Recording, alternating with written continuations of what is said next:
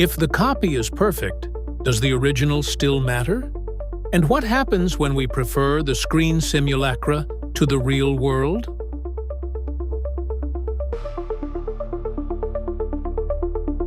Tonight we explore a dystopian world, manipulated by algorithms, corporations, and science.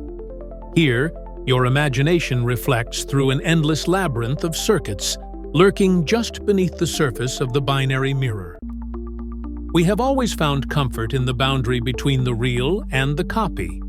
We understood that a photograph was a trace of a moment, and a painting an interpretation of a form. But generative AI has shattered this social contract. We now inhabit what Jean Baudrillard prophesied as the desert of the real, a landscape where perfect images emerge from pure mathematical possibility rather than lived experience and human skill set. These are not just copies, but third-order simulacra, flawless forgeries that conceal the absence of any original, representations that represent nothing but infinite copies. This collapse of the original forces a crisis in our understanding of value, pitting the messy, organic process of human creation against the instantaneous, perfect output of the machine. The question is no longer, is it real? But what does reality mean when the simulation is better than the original? This modern reality weaponizes a beautiful lie we have built our culture on: that art makes us better people. For decades, we have treated fiction as a moral technology, an engine for empathy. Yet, as philosopher Greg Curry notes, there is no verifiable evidence to support this deeply held conviction.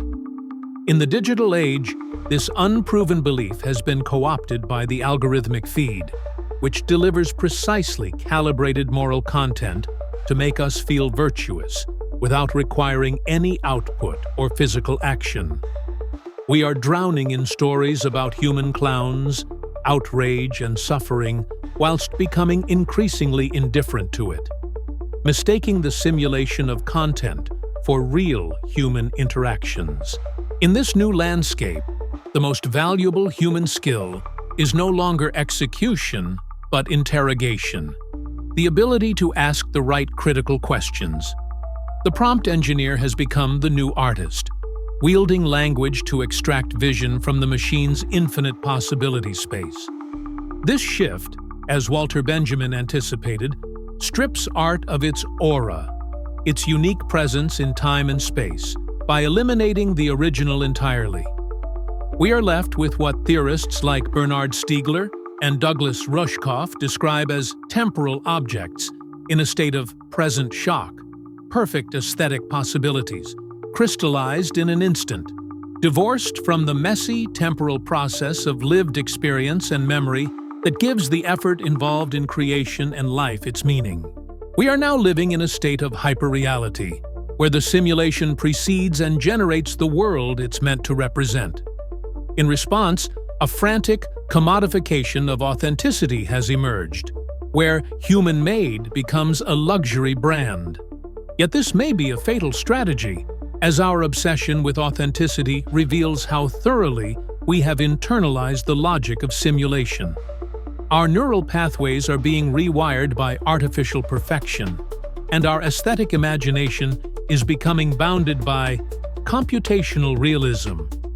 The way forward is not to reject the machine, but to cultivate a critical practice, to find meaning not in the perfect output, but in the imperfect, chaotic, and stubbornly authentic human intention of the prompt that gave it life.